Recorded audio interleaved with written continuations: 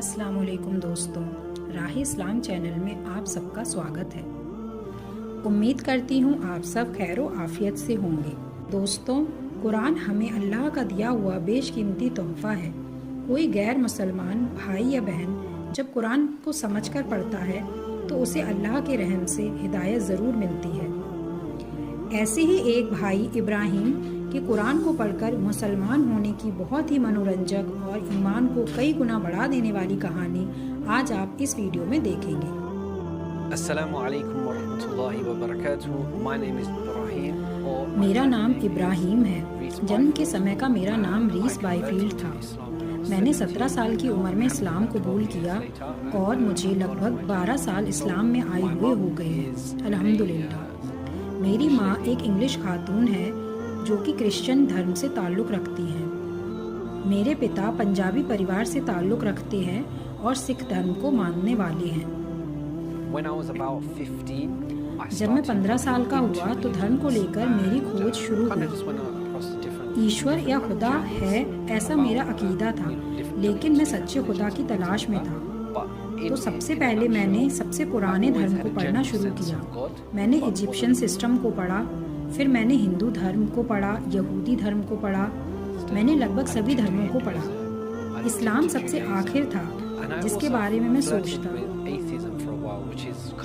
एक वक्त ऐसा आया जब मुझे लगा शायद खुदा है ही नहीं। उस वक्त मैं स्टीफन हॉकिंस की शोध की हुई चीज़ों के बारे में पढ़ रहा था।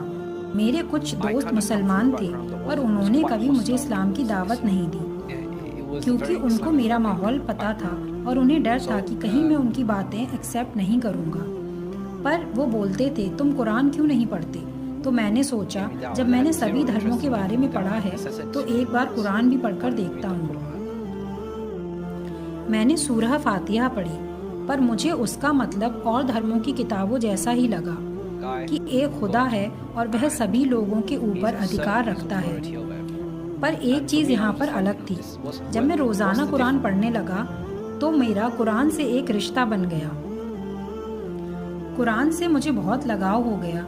इसका पैगाम बहुत साफ, सटीक, सादा और बिल्कुल मुद्दे वाला है।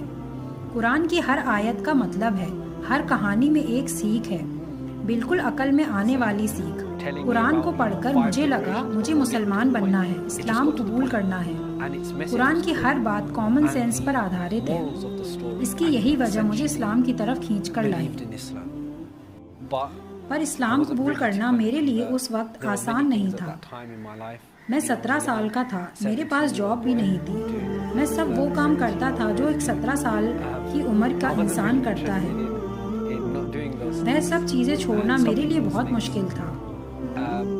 इसलिए मैंने इस्लाम कबूल करने के बारे में नहीं सोचा। पर एक दिन मैं YouTube पर डे ऑफ जजमेंट की डॉक्यूमेंट्री देख रहा था। हालांकि वो एक कॉन्स्पिरेसी थ्योरी थी, पर मेरा ध्यान सिर्फ डे ऑफ जजमेंट की बातों पर था।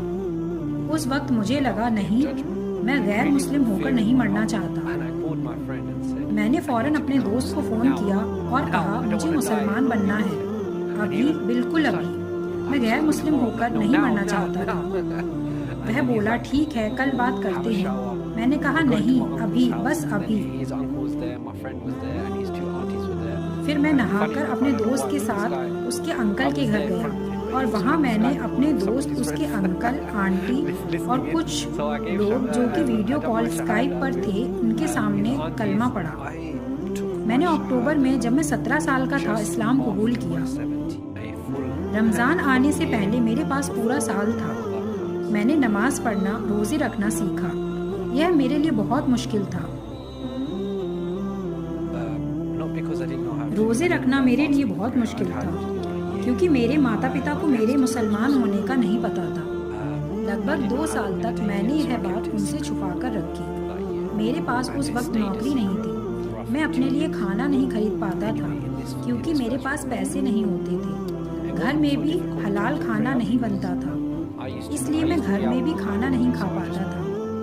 लेकिन नमाज पढ़ना मेरे लिए ज़्यादा मुश्किल नहीं था क्योंकि मैं ज़्यादातर बाहर ही रहता। तो नमाज के वक्त किसी भी मस्जिद में जाकर मैं नमाज पढ़ लेता था। पर खाना मेरे लिए एक बहुत बड़ी परेशानी थी।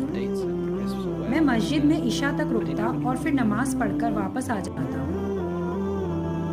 जब मैं मगरिब की नमाज के लिए मस्जिद जाता था तो कुछ खजूर और जो भी कुछ वहाँ पर होता उसे खा लेता था।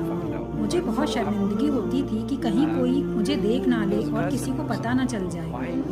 तो वहाँ पर एक भाई थे, उन्होंने मुझे बहुत ज़्यादा वज़ू करते हुए देखा। तरावी की नमाज में मैं बहुत जल्दी वज़ू करने के लिए जाता था। उन्होंने मुझसे पूछा इसकी क्या वजह है, तुम वॉशरूम क्यों नहीं चले जाते? तो मैंने बताया कि मैंने कुछ खाया ही नहीं है, मेरे पास हलाल खाना नहीं, इसलिए वॉशरूम जाने की मुझे ज़रूरत नहीं पड़ती। उनका मस्जिद के पास ही एक रेस्टोरेंट था, उन्होंने मुझे वहाँ आकर खाना खाने के लिए कहा, तो वहाँ से मेरी खाने की परेशानी दूर हुई। उस वक्त कॉलेज में मेरा एक मुसलमान दोस्त और था, पर वह इस्लाम पर बहुत ज़्यादा नहीं चलता था। उसे मेरे मुसलमान होने की जब बात पता चली तो वह मुझसे मिलने आया। उसने मुझे अपने घर सहरी और इफ्तार करने की दावत दी। तो उसने कहा तुम पूरे रमज़ान मेरे घर पर रहो। तो इस तरह हर रमज़ान में उसके घर पर रुकने लगा। वह मेरे लिए मेरा दूसरा घर बन गया। मेरे पहले रोज़े का वाक़या बहुत ही फनी है। पहला रोज़ा मेरे लिए बहुत थकाने वाला था। मैं मिनट गिन के दिन गुजार रहा था। तभी टीवी के बगल में थक कर मैं सो गया और मुझे अजान सुनाई दी। मैं झट से उठा और भागा और मैंने जल्दी से बहुत सारा पानी पी लिया और खजूर खाने लगा। मेरा दोस्त जो कि दूर से मुझे देख रहा था वो चिल्लाया। उसने कहा नहीं, ये सिर्फ टीवी की आवाज़ है। और मैं चिल्लाया नहीं नहीं, मुझे खाने दो।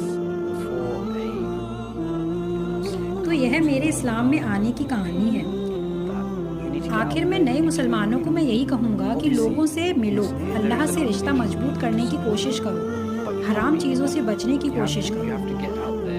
जो लोग इस्लाम में ही पैदा हुए उनको मेरा पैगाम है कि अपने नए भाइयों की मदद करें, उनको रास्ता दिखाएं, जिस तरह से बन सके उस तरह से उनकी मदद करें।